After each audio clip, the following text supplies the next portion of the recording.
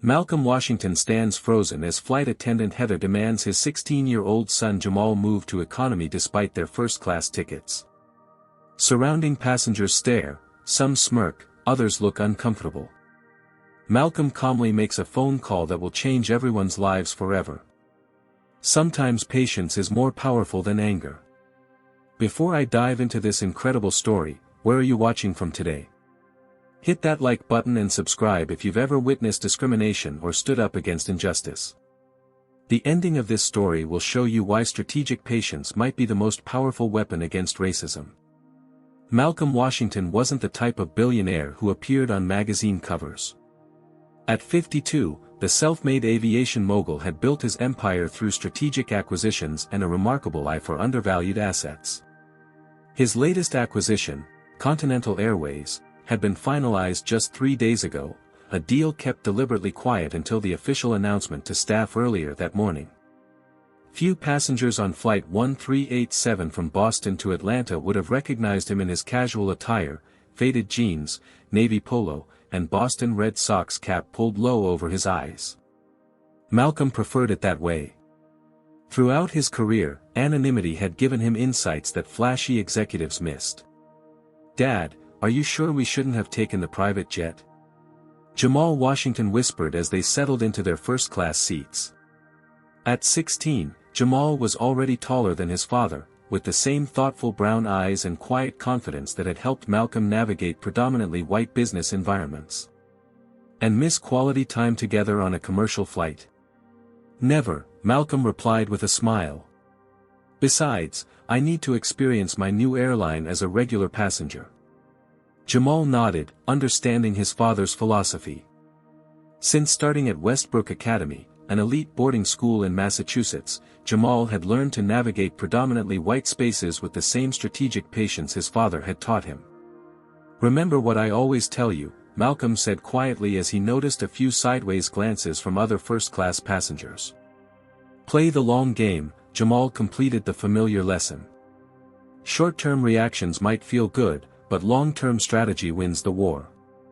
It was a philosophy Malcolm had developed early in his career when facing discrimination. Instead of immediate confrontation, he'd learned to document patterns, build cases, and create systematic change from positions of power. It had served him well as he climbed from middle management to owning multiple companies. Malcolm had deliberately chosen to dress casually today. He wanted to experience Continental Airways as any other passenger would, not as its new owner. The decision to acquire the airline had come after hearing multiple reports of discriminatory treatment toward minority passengers, particularly in first-class cabins.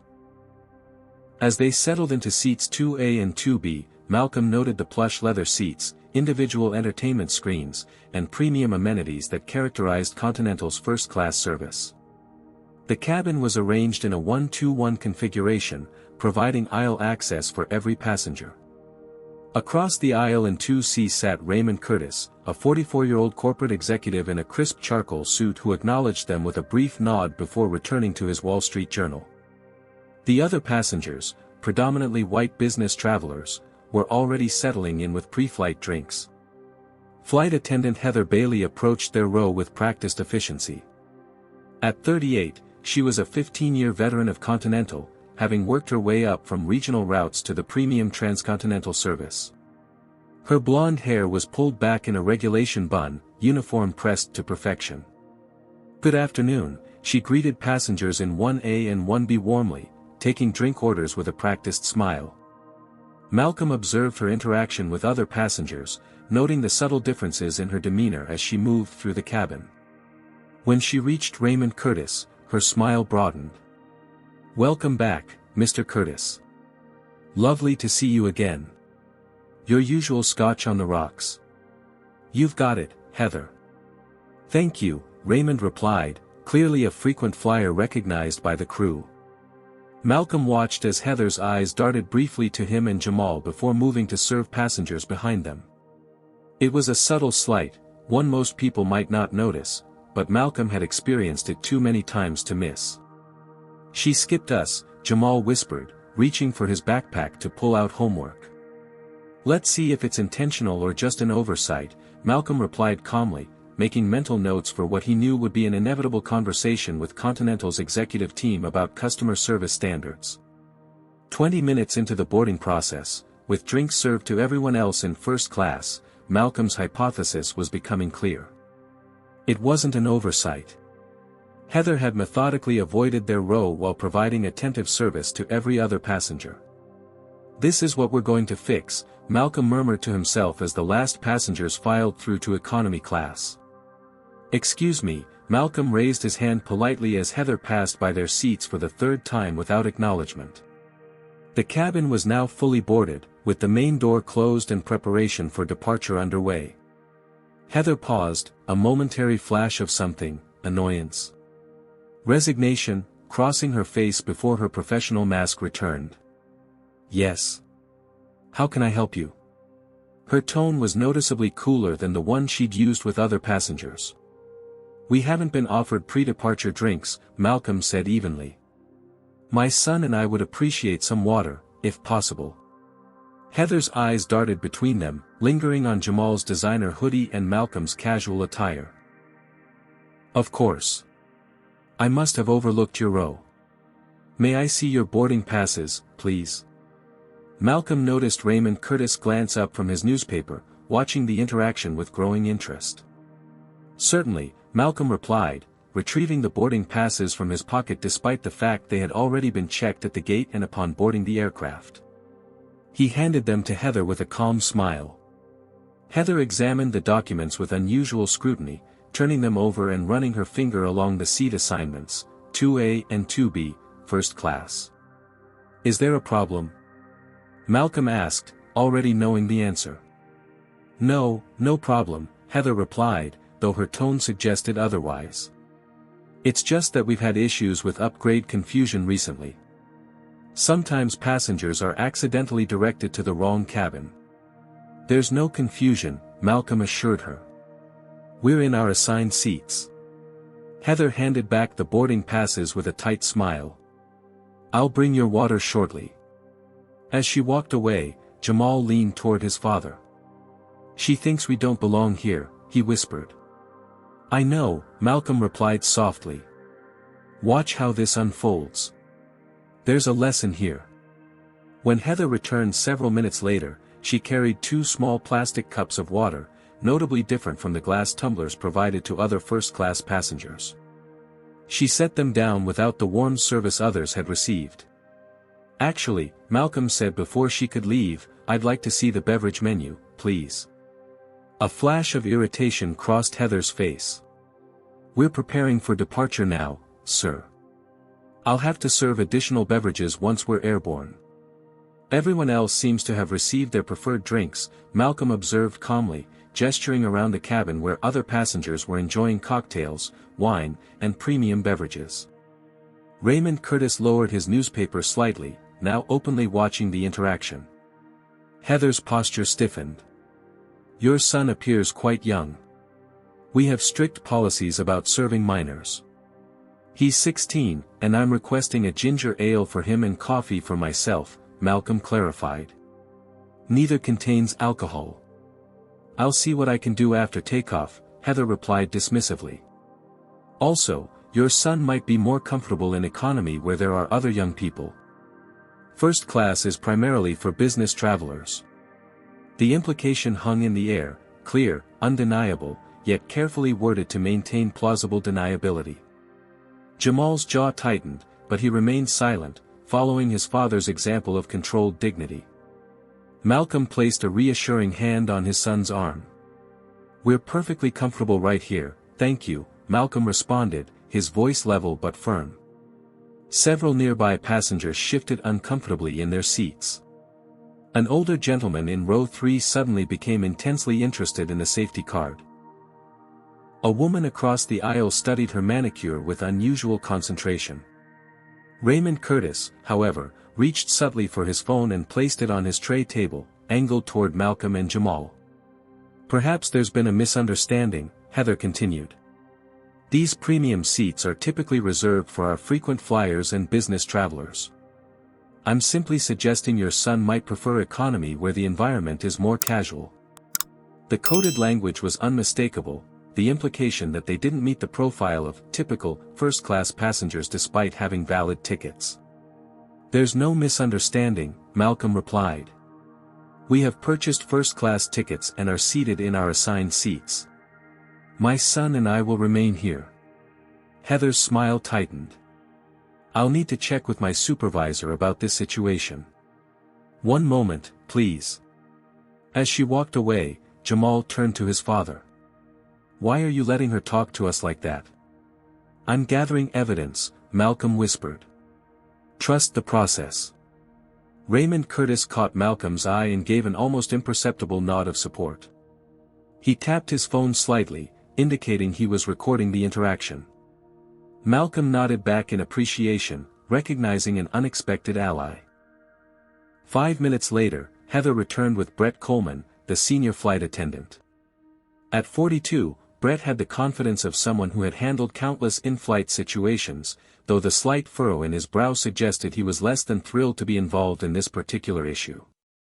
"Good afternoon, gentlemen," Brett began with practiced diplomacy. "I understand there might be some confusion about your seating arrangements." Malcolm maintained his composure. "There's no confusion on our part. My son and I have purchased first-class tickets and are seated accordingly." Brett glanced at Heather, who gave him a subtle nod as if confirming some previous discussion. "May I see your boarding passes, please?" Brett asked. Malcolm noticed the pattern, the repeated verification of their right to occupy these seats despite having already been checked multiple times. Nevertheless, he produced the boarding passes again, handing them to Brett with unwavering calm. Brett examined them with the same unusual scrutiny Heather had shown. "These appear to be in order, but..." "But what?" Malcolm asked, his voice still even.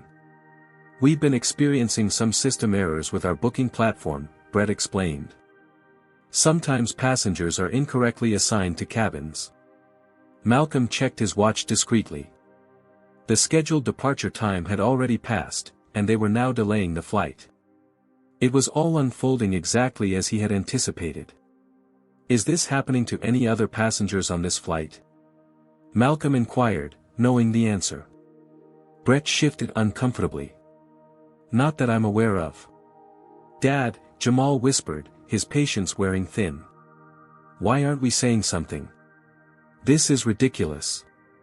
"Trust me, son," Malcolm replied softly. "Timing is everything." By now, the entire first-class cabin was aware of the situation. Some passengers pointedly looked away, while others watched with varying degrees of discomfort or curiosity. Raymond Curtis continued his subtle recording, his newspaper now completely lowered. "Given the circumstances," Brett continued, "we'd like to suggest temporarily moving to available seats in economy while we sort this out. I'm sure you understand we need to prepare for departure." "What circumstances exactly?" Malcolm asked, his tone still measured but more pointed. "Our tickets are valid. Our seats are assigned." "What precisely is the problem?" Heather interjected. "Sir, we're simply trying to ensure everyone is properly accommodated." "Everyone? Or just us?" Malcolm responded. "Because I notice you haven't questioned any other passengers about their seating assignments." Brett attempted to defuse the growing tension. "Sir, I assure you this is standard procedure when there are seating discrepancies." "I'd like to speak with the captain," Malcolm requested calmly. "The captain is preparing for departure and cannot be disturbed," Brett replied quickly. "For the sake of on-time departure, would you and your son please come with us to discuss this outside the cabin?" The humiliation was palpable. Every passenger was watching now, some with sympathy, others with impatience at the delay. "This is our last request," Heather added, her professional demeanor slipping. "If you refuse to cooperate, we may need to involve airport security, which would further delay the flight for everyone." It was the ultimatum Malcolm had been waiting for, the moment when implicit bias escalated to explicit threat. Raymond leaned slightly across the aisle. "This doesn't seem right," he said quietly to Malcolm. "Do you want me to say something?" Malcolm shook his head slightly. "Thank you, but that won't be necessary." Looking at his son's face, the controlled anger, the dignity in the face of humiliation, Malcolm felt a surge of pride mixed with the familiar ache of knowing that, despite his success and wealth, his son still faced the same prejudices he had fought against all his life. "We'll step outside to discuss," Malcolm finally agreed. "But I want to be clear that we are not voluntarily giving up our seats." As they stood to follow Brett and Heather off the aircraft, the true confrontation was only just beginning. "Before I continue with this shocking story, what would you have done in Malcolm's situation?" Comment, patience, if you would have stayed calm like him, or confront, if you would have immediately called out the discrimination. And what do you think happens next? Hit that like button if you're ready to see justice served in this situation. The walk down the aisle felt interminable. Malcolm kept his head high, one hand on Jamal's shoulder as they followed Brett and Heather toward the aircraft door. 20 rows of passengers watched their procession, some awkwardly averting their eyes, others staring openly at what appeared to be troublemakers being removed from first class. "Dad," Jamal whispered through clenched teeth, "this is humiliating." "Keep walking," Malcolm replied quietly. "Remember, dignity cannot be taken, only surrendered." As they stepped onto the jet bridge, the aircraft door closed behind them with a definitive thud. The enclosed space felt suddenly claustrophobic, amplifying the tension between the four of them. Brett positioned himself between the Washingtons and the aircraft door, while Heather stood with arms crossed, her expression a mixture of impatience and vindication. "Airport security has been notified," she informed them with barely concealed satisfaction. "They'll escort you to customer service to rebook your flight." Two figures approached from the terminal end of the jet bridge, Karen Mitchell, the ground supervisor, a slim woman in her mid-30s with a Continental Airways blazer and concerned expression, and behind her, Troy Wilson, a 29-year-old black security officer who assessed the situation with professional detachment. "What seems to be the problem?" Karen asked, her tone carefully neutral as she looked between the flight attendants and the Washingtons. "These passengers were causing a disruption," Heather began. "They were argumentative about their seating assignment and refusing to comply with crew instructions." Malcolm remained silent, watching the narrative unfold with calculated patience.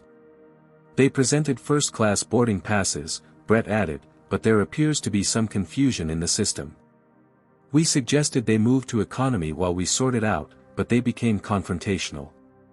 Troy's eyes met Malcolm's briefly, a flash of recognition, not of his face, but of the situation itself.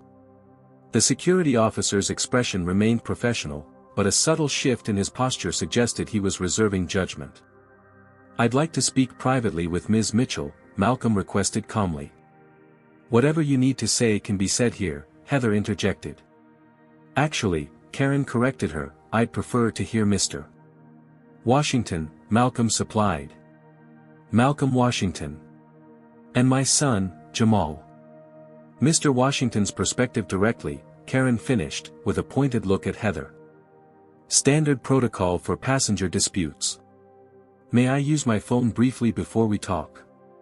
Malcolm asked. Karen nodded. "Of course." Malcolm stepped a few paces away and made a brief call. "Diana?" "Malcolm Washington." "Yes, I'm at the airport. Flight 1387 to Atlanta." "Yes, that's the one. Jet Bridge, Gate A17. Thank you." He ended the call and turned back to the group.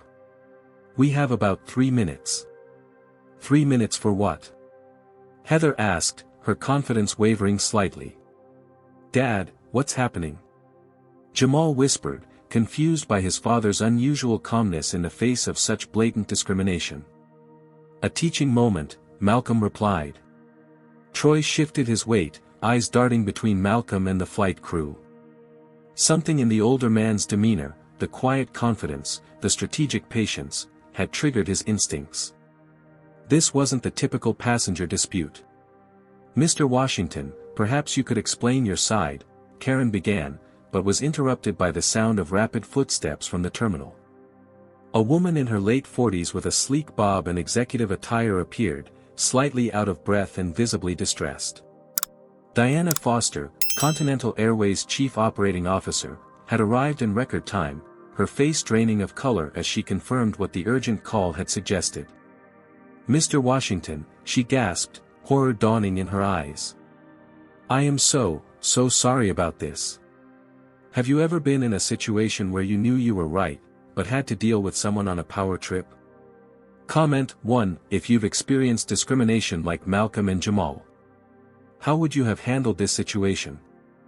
Would you have maintained Malcolm's calm, strategic approach, or would you have reacted differently? Like this video if you believe patience can sometimes be more powerful than immediate confrontation, and subscribe to see more stories of justice served in unexpected ways. What do you think is about to happen now that the COO has arrived? The next part will reveal the shocking truth about Malcolm Washington that will change everything for this flight crew. Diana Foster's unexpected appearance on the jet bridge created an immediate shift in the atmosphere. The Continental Airways COO smoothed her blazer and stepped forward with the urgency of someone attempting to contain a rapidly expanding disaster. "Mr. Washington, please accept my most profound apologies for this situation," she said, her voice steady despite her evident distress. "I came as soon as I received your call." Heather and Brett exchanged confused glances, clearly struggling to understand why the company's second-in-command had rushed to personally intervene in what they had treated as a routine passenger issue. "You know this passenger?" Brett asked tentatively. Diana turned to face the flight attendants, her professional composure barely masking her dismay. "Heather Bailey and Brett Coleman, correct?" Both nodded slowly. "Did either of you read this morning's company-wide memo?" Diana asked, her tone deceptively calm. "We've been on duty since 5 a.m., Brett explained. "I haven't had a chance to check company communications. I saw there was an acquisition announcement," Heather added hesitantly, "but we were busy with pre-flight preparations." Diana closed her eyes briefly, as if gathering strength. "The memo announced that Continental Airways has been acquired by Washington Aviation Group. Effective as of 9 a.m. this morning." She turned toward Malcolm. "This is Malcolm Washington, the CEO of Washington Aviation Group and our new owner." The revelation landed like a thunderclap on the jet bridge. Heather's face went from confusion to horror as the implications crashed over her. Brett took an instinctive step backward, his earlier confidence evaporating instantly. We didn't." Heather stammered, her complexion ashen.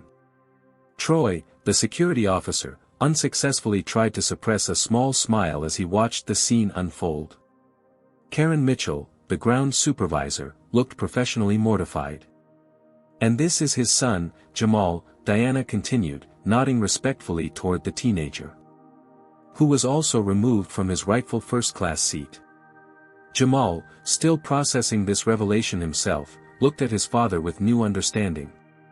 "You bought the airline. When were you going to tell me?" "Surprise," Malcolm said with a small smile. "I was planning to explain during our trip.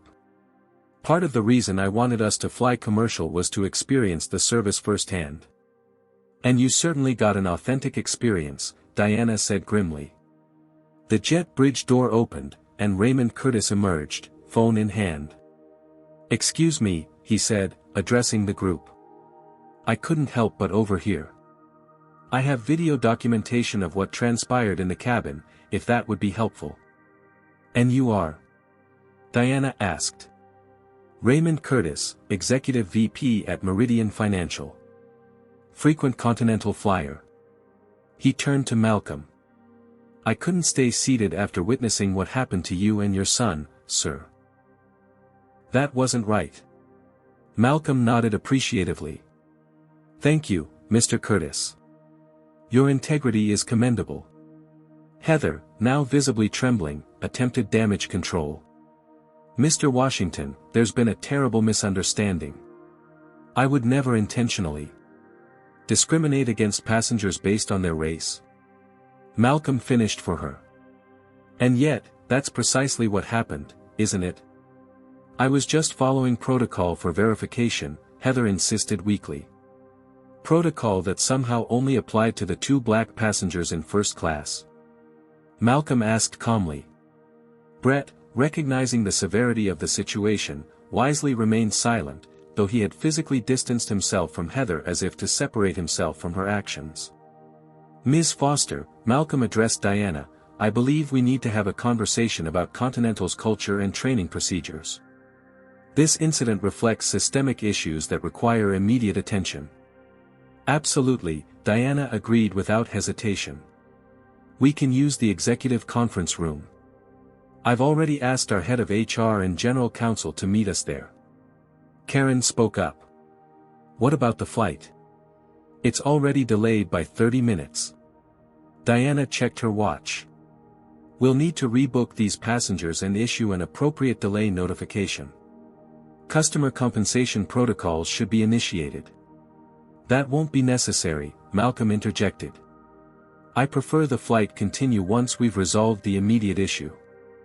I don't want other passengers inconvenienced further." Troy, who had been observing quietly, finally spoke. "Sir, for what it's worth, I apologize for being called to this situation.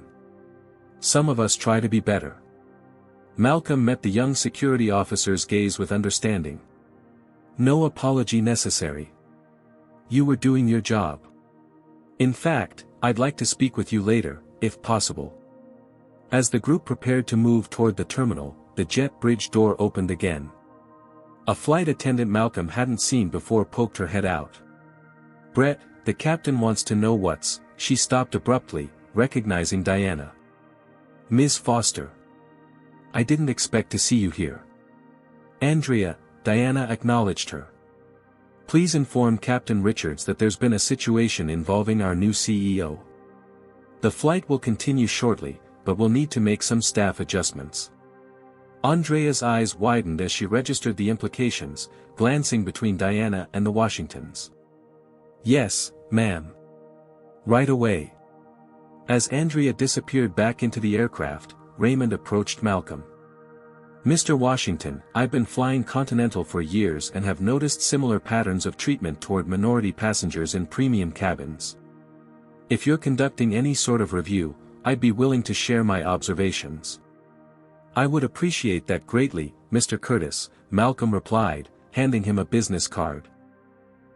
"My acquisition of Continental was partly motivated by reports of such incidents. Experiencing it firsthand has only reinforced my commitment to transformation."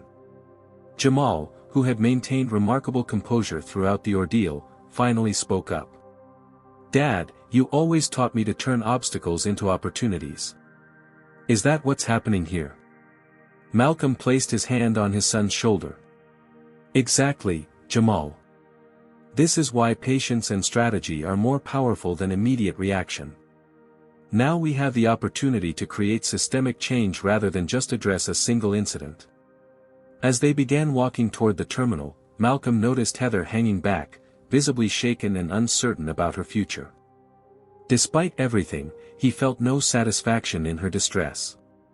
The goal had never been punishment, but transformation, not just for Heather or Continental Airways, but for an industry where such incidents remained far too common. "Ms. Bailey," he called to her. "I'll expect you at the meeting as well." Heather looked up, surprise replacing fear. She had clearly expected immediate termination. "Your perspective will be essential to understanding how these biases operate," Malcolm explained. "Real change requires honest reflection, not just punitive action."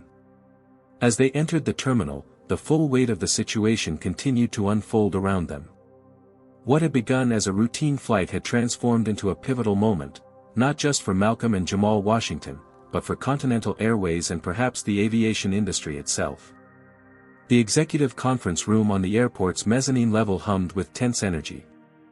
Floor-to-ceiling windows overlooked the tarmac where Flight 1387 remained parked at Gate A17, its passengers increasingly restless as the delay extended past the hour mark.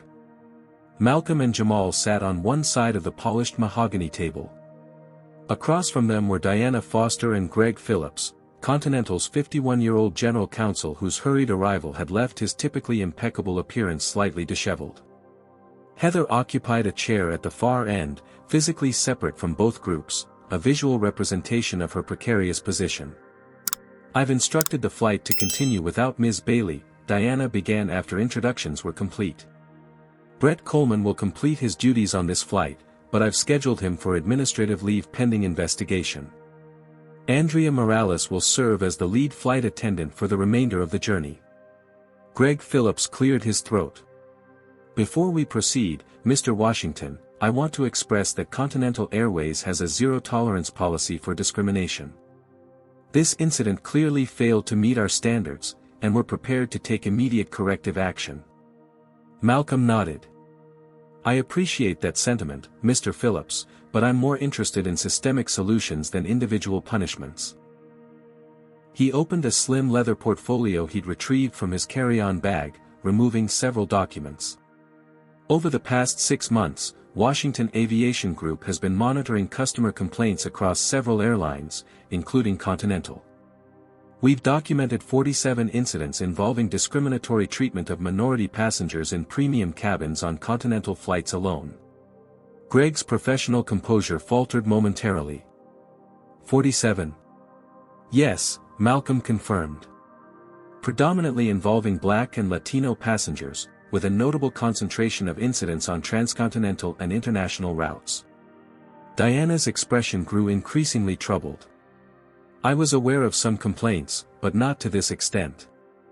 That's part of the problem, Malcolm explained. Individual incidents are addressed in isolation, without recognition of the pattern. When I experienced similar treatment as a passenger last year, it prompted me to look more closely at Continental's operations. That's why you acquired us, Diana realized aloud. It was one factor among many, Malcolm acknowledged. Continental has excellent routes, a strong fleet, and loyal customers. But its approach to diversity and inclusion lags significantly behind industry standards. Greg Phillips, ever the attorney, attempted to regain control of the narrative.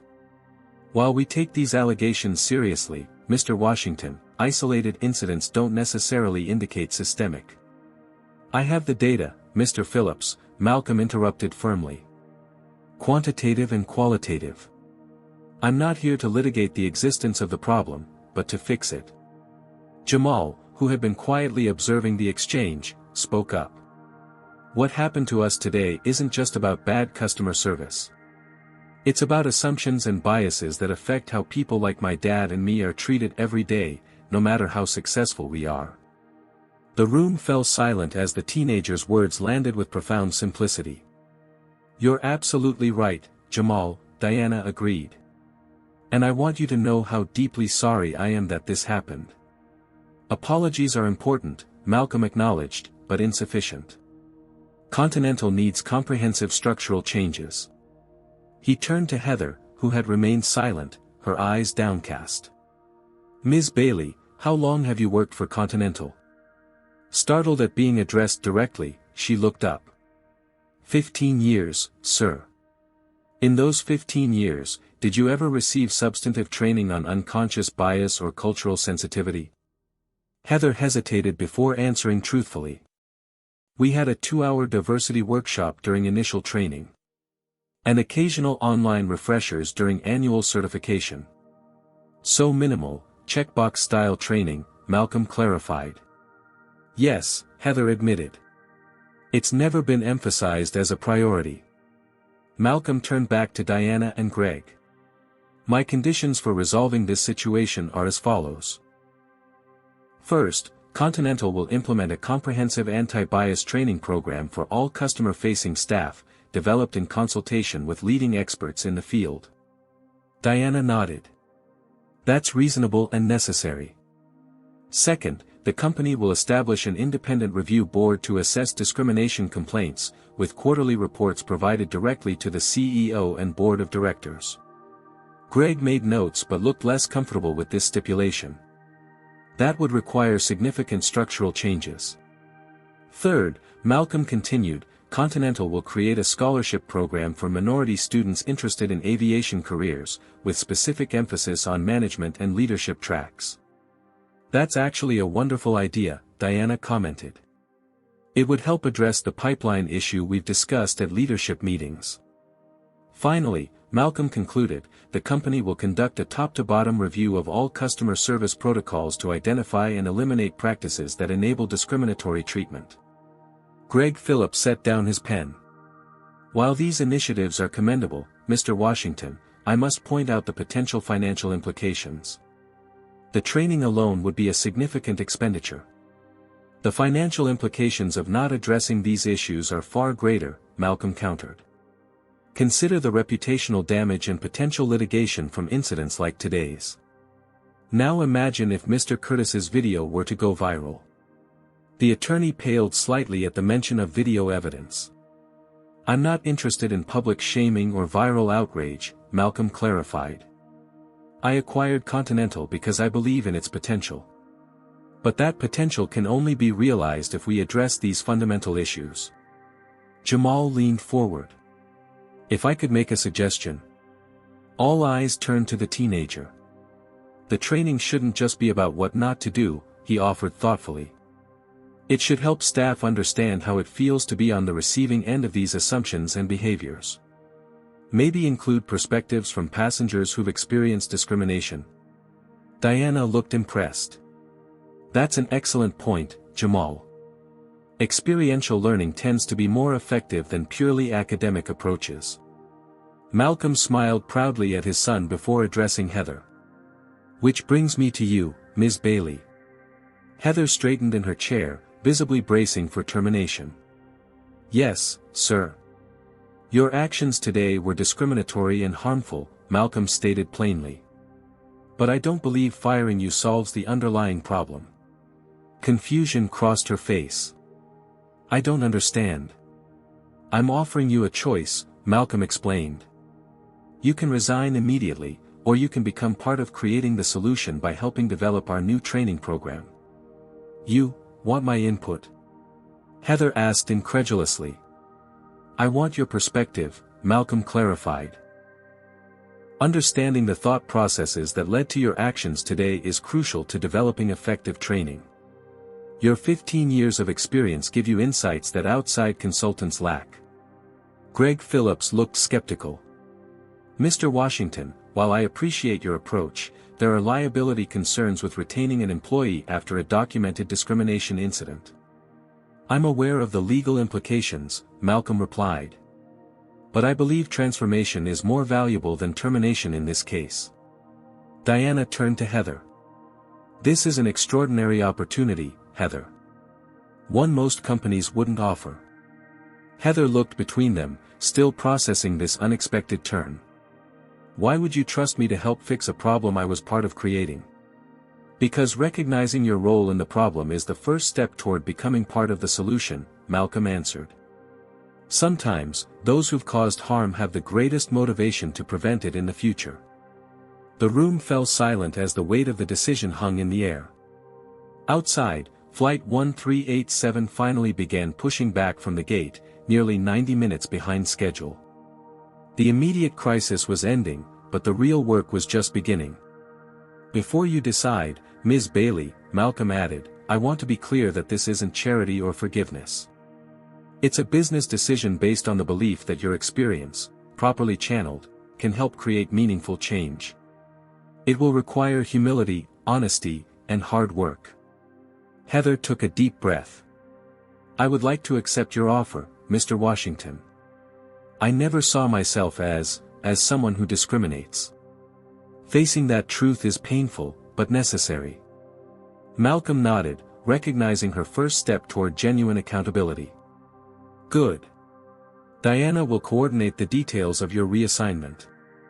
As the meeting continued into the specifics of implementation timelines and resource allocation, a knock at the conference room door interrupted their discussion. Raymond Curtis stood in the doorway. Sorry to interrupt, he said. I wanted to let you know I've declined my seat on the flight. I thought my time might be better spent here, if you're interested in my observations as a frequent flyer. Malcolm gestured to an empty chair. We would value your input, Mr. Curtis. Please join us. As Raymond settled in, Malcolm reflected on how a routine flight had transformed into something much more significant. What had begun as a humiliating experience for him and his son was evolving into an opportunity for institutional change, proving once again that strategic patience could transform obstacles into opportunities. The afternoon sun cast long shadows across the conference room as the meeting entered its third hour. Coffee cups and water bottles littered the table, evidence of the intense, ongoing discussions about Continental's future. "I think that covers the immediate action items," Diana Foster concluded, reviewing her extensive notes. "We'll reconvene tomorrow with the full executive team to begin implementation." Malcolm nodded in agreement. "Thank you, Diana. I'd like a few minutes alone with Ms. Bailey before we finish." As the others filed out of the room, Heather remained seated, hands clasped tightly on the table. The confident flight attendant from earlier had been replaced by someone visibly confronting uncomfortable truths about herself. When the door closed, Malcolm spoke directly. "Ms. Bailey, I want to understand something. When you approached my son and me on that aircraft, what did you see?" Heather shifted uncomfortably. "I'm not sure what you mean." "Be honest," Malcolm encouraged. "Not what you think I want to hear, but what actually went through your mind." After a long pause, Heather replied, her voice barely above a whisper. "I saw two people who didn't fit my mental image of first-class passengers." "And what does a first-class passenger look like in your mind?" "I guess, business attire. Certain brands. Usually older." She hesitated. "Usually white." Malcolm nodded, appreciating her candor. "And when we presented valid boarding passes?" "I assumed there must be some mistake," she admitted. "I thought maybe you'd been upgraded by a gate agent who felt sorry for you, or there was a computer error. Because it seemed more plausible that the system had failed than that we belonged there legitimately." Heather's eyes welled with tears. "Yes. And hearing it said out loud. I'm truly ashamed." Malcolm leaned forward. "That shame is appropriate, but it's not the end point. It's the beginning of growth. What you did caused real harm, Ms. Bailey. I want you to hear directly from Jamal how it affected him." He texted briefly, and moments later, Jamal entered the room, his expression serious as he took a seat beside his father. "Jamal, would you be willing to share with Ms. Bailey how today's experience made you feel?" The teenager collected his thoughts before speaking. "It was humiliating," he began, his voice steady despite the emotion behind his words. "I've worked really hard at school, followed all the rules, done everything right. But none of that mattered. You took one look at me and decided I didn't belong." Heather winced but maintained eye contact. "The worst part wasn't even what you did," Jamal continued. "It was watching all those other passengers just sit there. A few looked uncomfortable, but nobody except Mr. Curtis said anything. Everyone just accepted that we should be removed, and that hurt more than anything you said." "I'm truly sorry," Heather responded, her voice breaking. "There's no excuse for how I treated you." "You're right, there isn't," Jamal agreed. "But my dad always says that acknowledging a mistake is the first step toward fixing it." Malcolm watched the exchange with pride. His son's composure and articulate expression of his experience reflected a maturity beyond his 16 years, maturity partially forged through navigating situations exactly like this one. "Ms. Bailey," Malcolm said, "what you're experiencing now, this discomfort, this recognition of harm caused, is exactly what needs to be central to our training program. Not abstract concepts, but real human impact." Heather nodded slowly. "I understand now. And I want to be part of making sure others don't have to experience what Jamal did today." "That's a start," Malcolm acknowledged. "Beginning tomorrow, you'll be reassigned to our training development team. You'll work directly with our diversity consultants to document exactly what happened today and help analyze where the breakdowns occurred." "What about my regular flights?" Heather asked. "You'll be on administrative assignment for the next 6 months, focusing solely on this project," Malcolm explained. "Your compensation will remain the same, but your responsibilities will change significantly." As Malcolm outlined the specifics of her new role, Heather's expression shifted from resignation to cautious engagement. The path forward would be difficult, but also offered an unexpected opportunity for growth. "There's something else you should know," Malcolm added, sliding a folder across the table. "This contains passenger complaint data specifically related to your flights over the past 5 years." Heather opened the folder hesitantly. Inside were 12 formal complaints from minority passengers alleging discriminatory treatment. Her face paled as she flipped through the documents. "I don't remember most of these incidents," she admitted.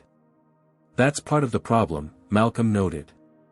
"These incidents were significant enough for passengers to file formal complaints, yet they weren't memorable to you. That suggests the behaviors were so normalized in your mind that you didn't even register them as problematic."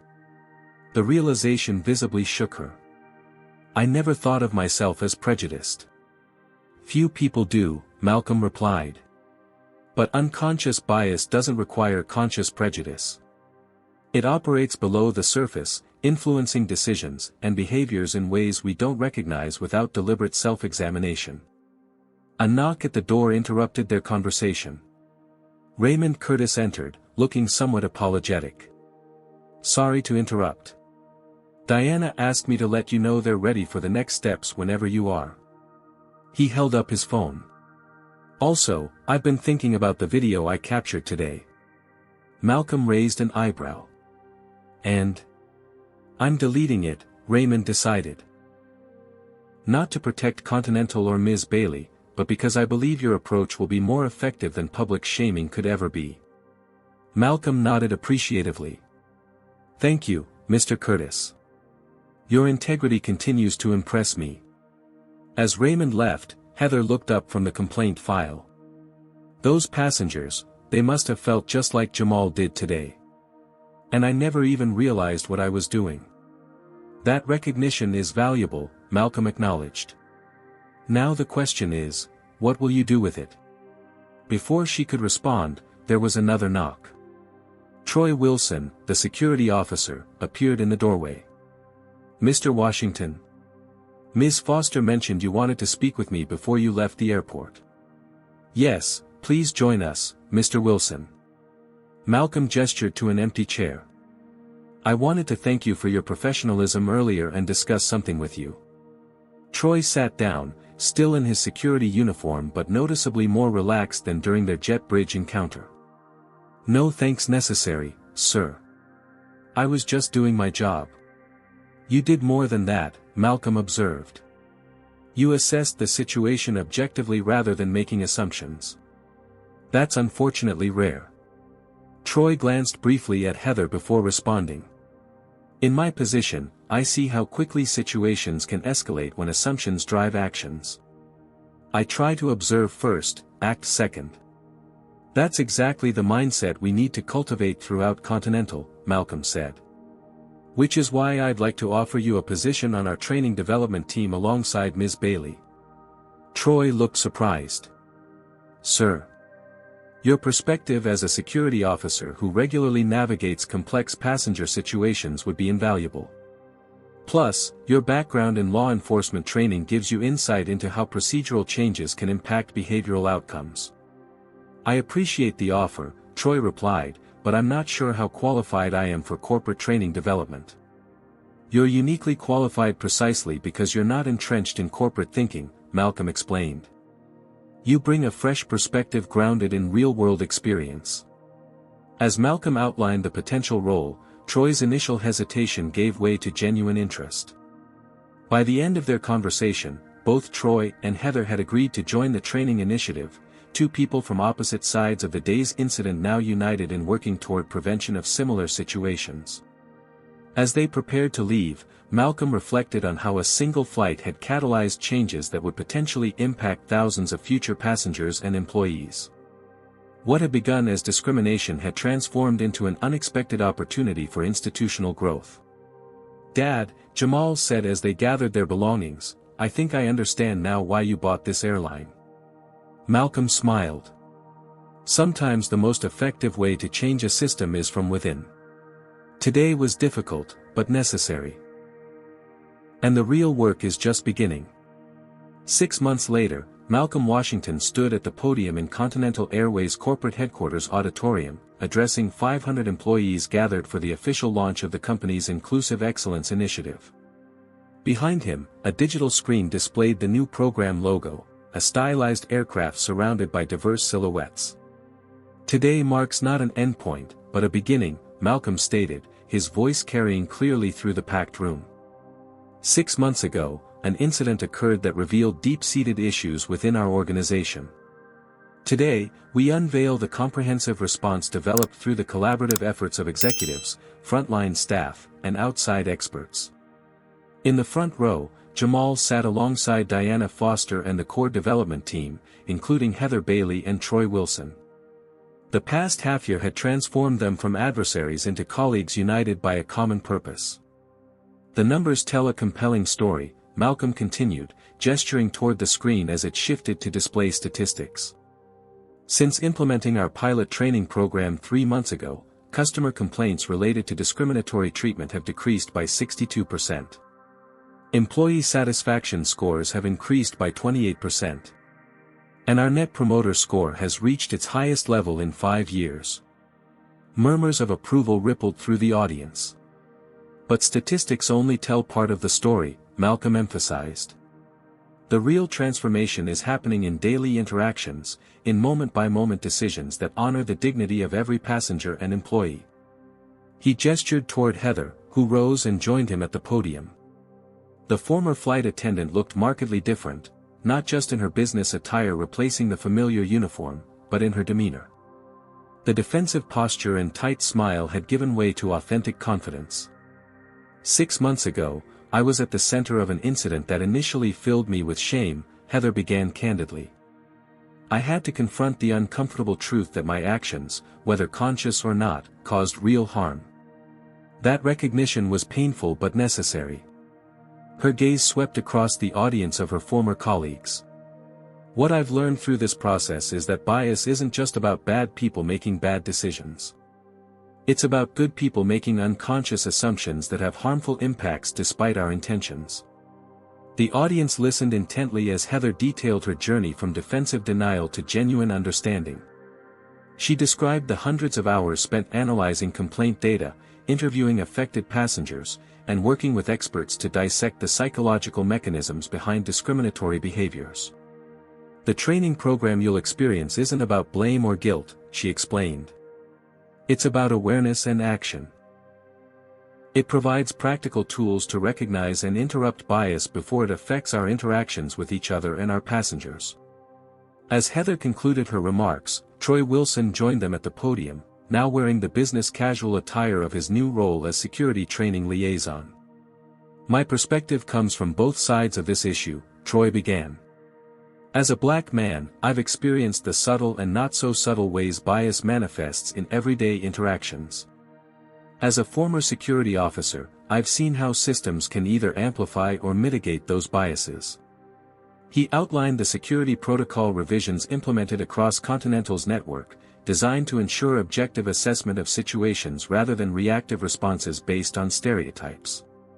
"The changes we've made aren't just about avoiding negative incidents," Troy emphasized. "They're about creating positive experiences for all passengers and staff, regardless of background."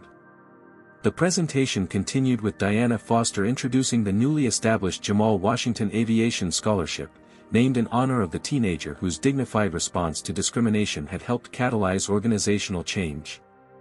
This scholarship will provide full financial support and mentorship to 10 minority students annually who are pursuing careers in aviation, Diana announced. "We're proud to share that our first class of scholars has already been selected and will begin their journey with Continental this fall."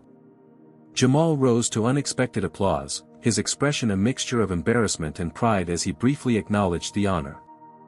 As the formal presentation concluded, Malcolm invited a special guest to join them. Raymond Curtis, the passenger who had witnessed the original incident, stepped forward. "6 months ago, I observed discrimination in action and felt compelled to document it," Raymond shared. "Today, I'm here as Continental's newest board advisor for customer experience, helping ensure these positive changes become permanently embedded in the company's culture." He described how his initial video documentation, which he ultimately deleted, had evolved into constructive engagement with Continental's transformation efforts. "What impressed me most was Mr. Washington's approach," Raymond explained. "Rather than pursuing public shaming or punitive measures, he chose systematic, sustainable change. That's leadership in action." The formal event transitioned into a networking reception where employees explored interactive exhibits demonstrating the new training modules. Malcolm observed with satisfaction as flight attendants, gate agents, and operations staff engaged earnestly with the materials.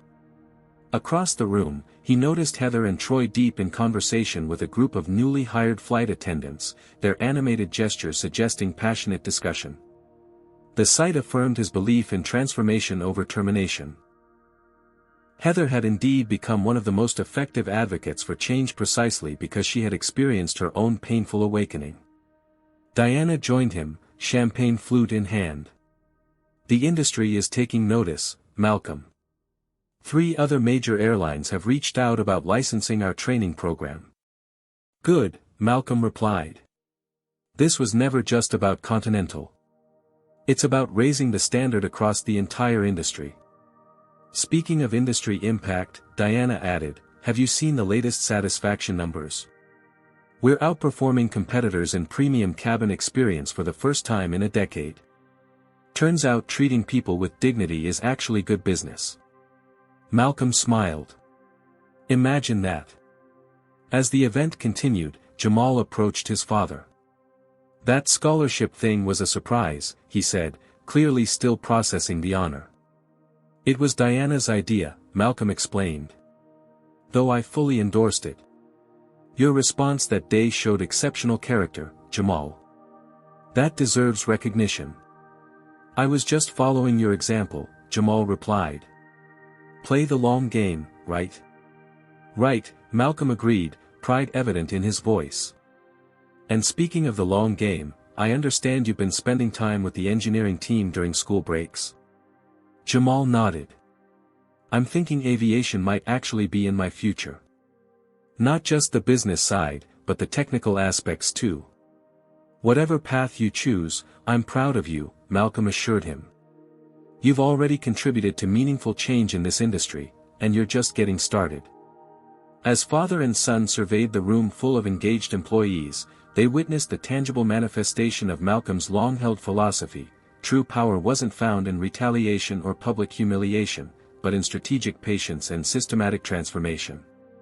What had begun as a discriminatory incident on a routine flight had catalyzed changes affecting thousands of employees and millions of passengers. The long game, as always, had proven worth playing. 1 year to the day after the incident that changed Continental Airways, Malcolm and Jamal Washington boarded Flight 1387 from Boston to Atlanta. The symmetry was intentional. Malcolm had specifically arranged their travel schedule to mirror the journey that had catalyzed such profound organizational transformation.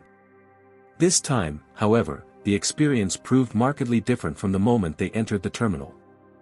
The Continental Airways check-in agent greeted them with genuine warmth, not the perfunctory politeness often reserved for premium passengers. Malcolm noted with satisfaction that she maintained the same attentive service for the economy passengers ahead of them in line. "Welcome aboard, Mr. Washington," Jamal, the gate agent greeted them as they approached the jet bridge. "It's an honor to have you with us today." Unlike the previous year, Malcolm made no attempt to travel incognito. After 12 months of company-wide training and cultural shift, he wanted to evaluate the authentic experience, not test for discriminatory treatment. As they settled into their first-class seats, 2A and 2B, the same as before, Malcolm noted the subtle changes in the cabin environment. The premium service elements remained, but with a noticeable shift in atmosphere. Flight attendants moved through the cabin with the same efficiency but demonstrated more consistent attentiveness across all passengers. "Mr. Washington, Jamal, welcome aboard," said Andrea Morales, now the customer experience manager for Continental's premium cabins. "It's wonderful to see you both. May I get you something to drink before takeoff?" After they placed their orders, Jamal leaned toward his father. "It's weird being recognized everywhere we go on the airline now. The price of success," Malcolm replied with a small smile.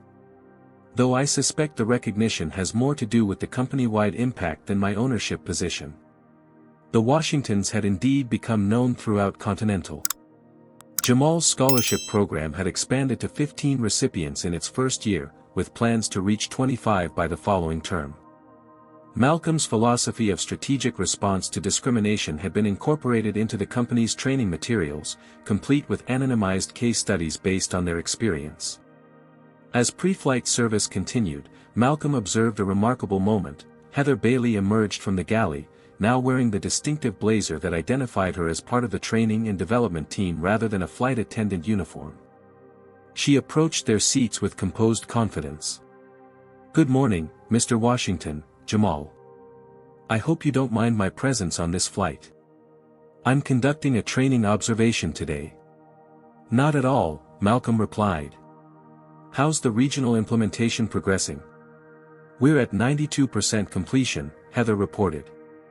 "The remaining stations will be fully trained by month's end."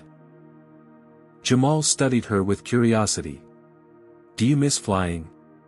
Heather considered the question thoughtfully. "Sometimes. But this work is more meaningful than I ever imagined. Watching staff apply the training and seeing the positive passenger responses, it's incredibly rewarding." Their conversation was interrupted by a familiar voice from across the aisle. "Well, if it isn't the Washington family." Raymond Curtis settled into seat 2C, extending his hand to Malcolm. "Fancy meeting you here." "Mr. Curtis," Malcolm greeted him warmly. "Still conducting your quarterly audit?" Since joining Continental's advisory board, Raymond had instituted a practice of quarterly experience audits, unannounced flights where he evaluated service standards and implementation of the new protocols. "Someone has to keep you honest," Raymond replied with good humor. "Though I'm pleased to report this route has maintained exemplary ratings for 3 consecutive quarters." As the flight prepared for departure, Malcolm reflected on the year's journey. Continental Airways had transformed from an acquisition target with problematic practices into an industry leader in inclusive excellence. The training program developed in response to their incident had been licensed to 2 other major airlines and was under consideration by several international carriers. Most significantly, passenger data revealed that the improvements in service consistency had translated to measurable business success. Customer loyalty among minority passengers had increased by 47%, and overall customer satisfaction scores had reached record highs across all demographic groups. "You know what I realized, Dad?" Jamal said as the aircraft began its taxi. "What happened to us that day, it was awful, but so many good things came from it." "That's the paradox of adversity," Malcolm replied. "Handled correctly, it becomes opportunity." The flight proceeded smoothly, with the crew demonstrating the consistent, respectful service that had become Continental's new standard. As they began their descent into Atlanta, Malcolm reflected on the journey, not just the physical travel from Boston, but the organizational transformation triggered by discrimination confronted with strategic patience rather than reactive anger. After landing, as passengers prepared to deplane, the captain's voice came over the intercom. "Ladies and gentlemen, before we arrive at the gate, I'd like to acknowledge the presence of someone special on our flight today. 1 year ago, an incident on this very route led to significant changes in how we serve our passengers. Today, Continental Airways ranks first in customer satisfaction across all major U.S. carriers.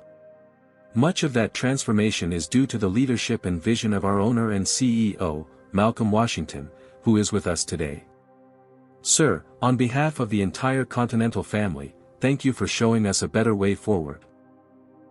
Spontaneous applause broke out among the passengers and crew. Malcolm acknowledged it with a modest nod, uncomfortable with personal recognition but grateful for the evidence of genuine cultural change. As they exited the aircraft, Heather fell into step beside them in the jet bridge.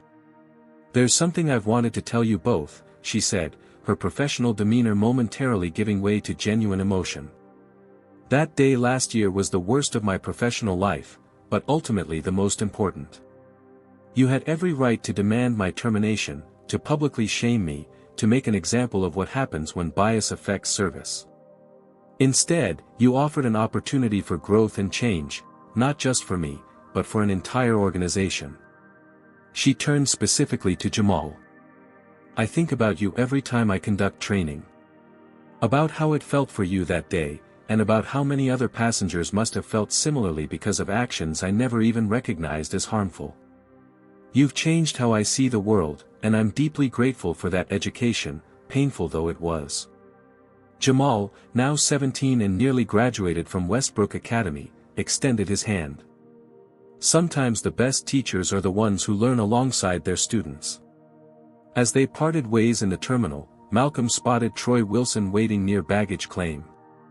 The former security officer had recently been promoted to Director of Security Training for Continental's entire eastern region. Mr. Washington, Jamal, welcome to Atlanta, Troy greeted them. I've taken the liberty of arranging transportation to your hotel. Thank you, Troy, but that wasn't necessary, Malcolm replied. Actually, it was, Troy countered with a smile. The executive team is waiting to surprise you with an anniversary celebration. I was sent to ensure you don't slip away to work instead. Malcolm laughed. Caught red-handed. Lead the way. As they followed Troy through the terminal, Jamal observed, it's kind of amazing, isn't it? How different things are from a year ago. It is, Malcolm agreed. But that's the nature of true power. It's not about winning a single confrontation or punishing a single wrong. It's about transforming systems so the same wrongs don't keep happening. The long game, Jamal nodded, echoing his father's longtime philosophy. Exactly, Malcolm confirmed. And we're still playing it. As they exited the terminal into the bright Atlanta sunshine, the contrast couldn't have been clearer. What had begun as a humiliating removal from first class had evolved into industry-leading change. The patience and strategic thinking that had initially appeared as passivity had ultimately proven more powerful than any immediate reaction could have been. Malcolm Washington had not just purchased an airline, he had transformed it. And in doing so, he had demonstrated a profound truth about confronting discrimination. Sometimes the most effective response isn't the most obvious one. Sometimes patience truly is more powerful than anger. Have you ever experienced a situation where strategic patience proved more effective than immediate reaction? Share your story in the comments below. If you found value in Malcolm's approach to transforming obstacles into opportunities, please hit the like button and subscribe to our channel for more inspiring stories of resilience and wisdom. Remember to share this video with someone who might need encouragement in facing discrimination or adversity with dignity and strategic thinking. Thank you for joining us on this journey, and may you transform your own obstacles into meaningful change. Malcolm Washington's experience teaches us that strategic patience can be more powerful than immediate confrontation when facing discrimination. By remaining calm and calculating his response rather than reacting angrily, Malcolm transformed a humiliating incident into an opportunity for systemic change. His approach demonstrates that true power isn't about winning individual battles but creating lasting transformation. The story also highlights how unconscious bias operates beneath the surface of our interactions.